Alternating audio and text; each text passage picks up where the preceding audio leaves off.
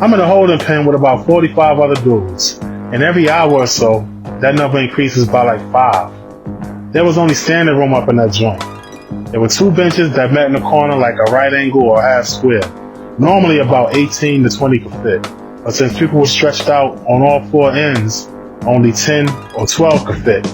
Usually only dudes big or bad enough to make you think twice about waking them up stuck on the benches. I know because I was one of them. But I wasn't the biggest, but you couldn't tell me I was the baddest. I held my spot down for 2.5 days. Next to me was a pimp that I knew from the streets named Eddie. He was a legend in my hood and beyond. The first thing you do when you get to the island is assert dominance in some way. A good way to do that is by not sleeping on the floor. I mean, come on. There's levels to this shit, yo. Especially in this building. You never want to come off as weak. On Rikers Island, there are several different facilities. Teens 16 to 18 shared C-74 with the elder care. That's people that's 51 and older. C-73 was for the young adults aging from range 18 to 22. C-95 and C-71 is the same building. That's where all the dope fiends are housed because the building is equipped with a functioning methadone clinic. HDM, aka the Severdome, is the oldest building on the island, which is now closed. Then there was the Beacon, which is mostly used to house Bronx and Queens cats. C-76 is where people that were sentenced to a city bridge, like 12 months, aka a city bullet, or less were detained. West Facility was the building that was used for medical. Rose M. Singer, or commonly known as Rosie, was for the females. North Facility, which is now called Otis Bantam Correctional Center, OBCC, or more affectionately known as Old Boy. This is where the Brooklyn and Staten Island dudes were kept. Last but not least, Old Boy Box. This is the biggest building of about 12 or 15 floors.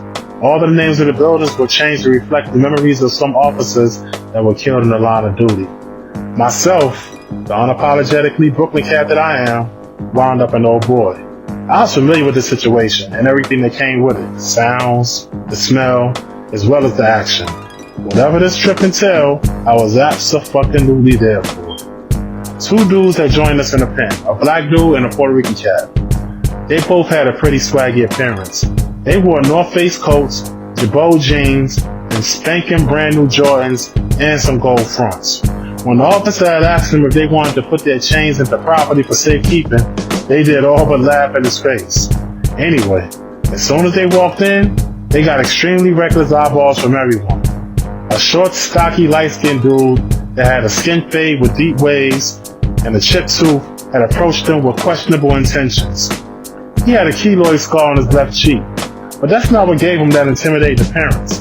This guy had hands that were the size of catcher's mitts, and he had freakishly large forearms. It was apparent that this was the reason that he was given the nickname Popeye. Unfortunately for our new cellmates, Popeye felt compelled to extend his own brand of hospitality. Yo fam, we out from. Basically, unmoved in the least, they paid no attention at all to the little dusty goon.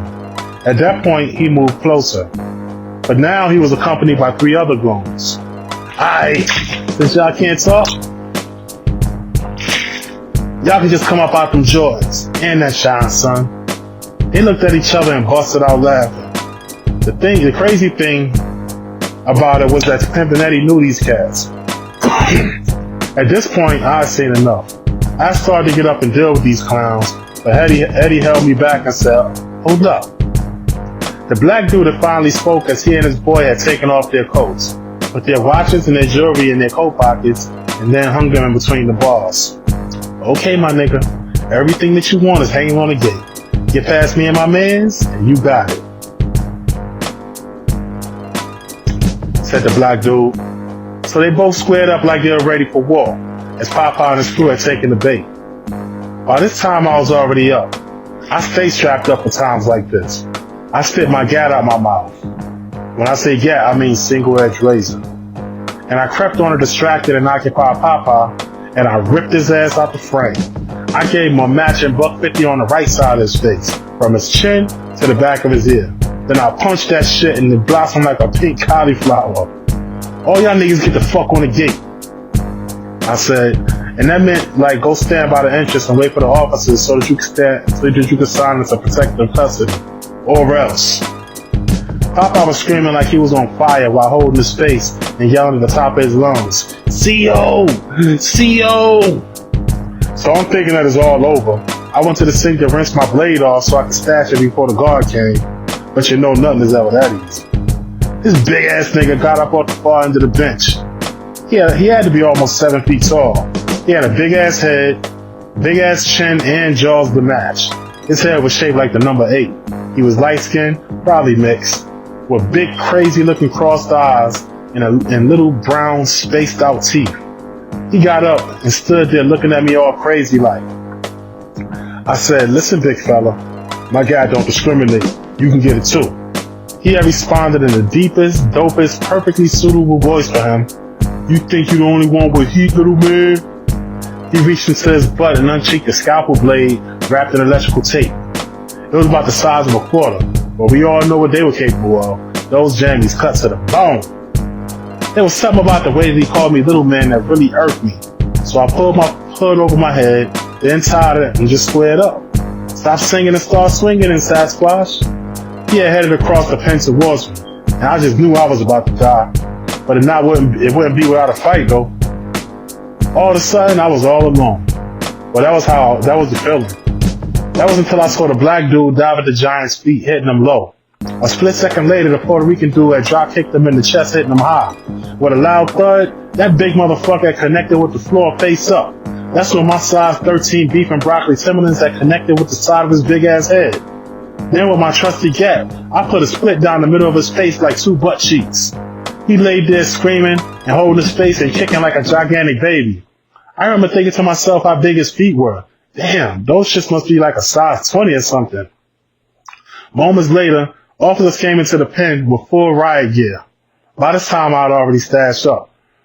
Everybody get your asses up against the wall, interlock your fingers atop your heads, the captain said as he and 5 others stood in the middle, and he and 5 other officers stood in the middle of the floor. Who did this shit? He yelled, and of course no one answered. If I come back in this motherfucker, I'm spraying the whole damn pen, he said as he left with his officers escorting the leaky victims and their crew. He was clearly aggravated as fuck. This whole ordeal just meant excess paperwork. The 2 dudes that got cut had to be transported to KCH for medical care. KCH was Kings County Hospital. The rest got signed up to PC. When the smoke cleared, Eddie and I had taken our spots back on the bench. The Latino had come over and said, Pimpin' Eddie, what's up, Papa? Remember me from Arizona's?